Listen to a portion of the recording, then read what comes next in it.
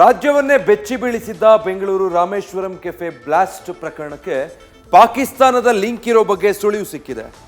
NIA ಅಧಿಕಾರಿಗಳು ಆರೋಪಿಗಳ ಜನ್ಮ ಜಾಲಾಡ್ತಾ ಇದ್ದು ವಿಚಾರಣೆಯಲ್ಲಿ ಆಘಾತಕಾರಿ ವಿಚಾರವೊಂದು ಬಯಲಾಗಿದೆ. ಪಾಕಿಸ್ತಾನ ಪ್ರೇರಿತ ಅನಾಮಧೇಯ ವ್ಯಕ್ತಿಗಳ ಜೊತೆ ಆರೋಪಿಗಳಿಗೆ ಲಿಂಕ್ ಇರೋದು ಬೆಳಕಿಗೆ ಬಂದಿದೆ.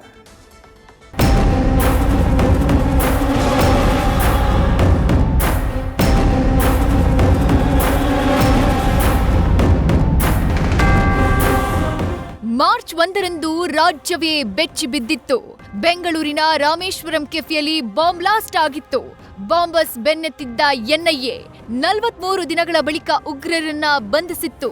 ಇದೀಗ ವಿಚಾರಣೆ ವೇಳೆ ಆರೋಪಿಗಳು ಬೆಚ್ಚಿ ಬೀಳಿಸೋ ವಿಚಾರಗಳನ್ನ ಬಾಯ್ಬಿಟ್ಟಿದ್ದಾರೆ ಎನ್ನಲಾಗ್ತಿದೆ.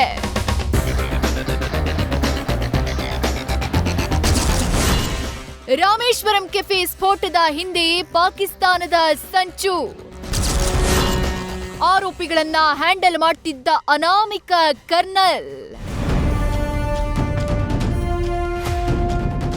ಬೆಂಗಳೂರಿನಲ್ಲಿ ನಡೆದ ರಾಮೇಶ್ವರಂ ಕೆಫೆ ಬ್ಲಾಸ್ಟ್ನಲ್ಲಿ ಸಿಕ್ಕಿಬಿದ್ದಿರೋ ಆರೋಪಿಗಳನ್ನ ಎನ್ಐಎ ತೀವ್ರ ವಿಚಾರಣೆಗೊಳಪಡಿಸಿದೆ.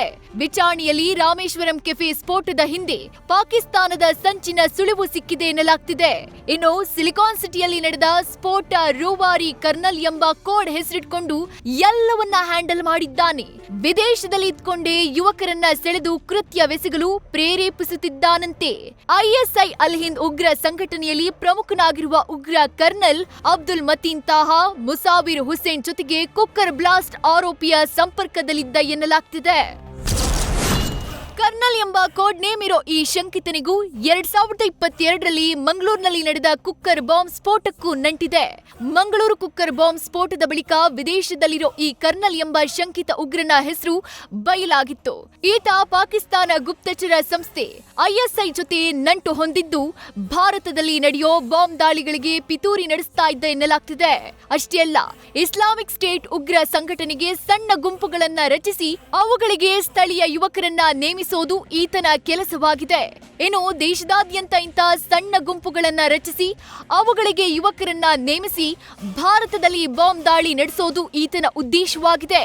2023ರ ಅಕ್ಟೋಬರ್ನಲ್ಲಿ ದೆಹಲಿಯಲ್ಲಿ ಪೊಲೀಸರು ಇಸ್ಲಾಮಿಕ್ ಸ್ಟೇಟ್ ಉಗ್ರರ ಜಾಲವೊಂದನ್ನ ಭೇದಿಸಿದ್ರು.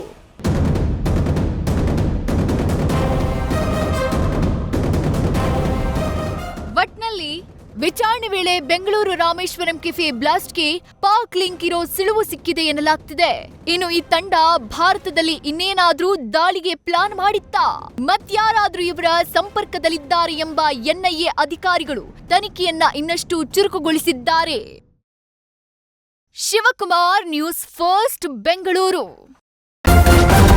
ನ್ಯೂಸ್ ಫಸ್ಟ್ ನಿರ್ಭೀತಿಯಿಂದ ನಿಮ್ಮ ಪರವಾಗಿ.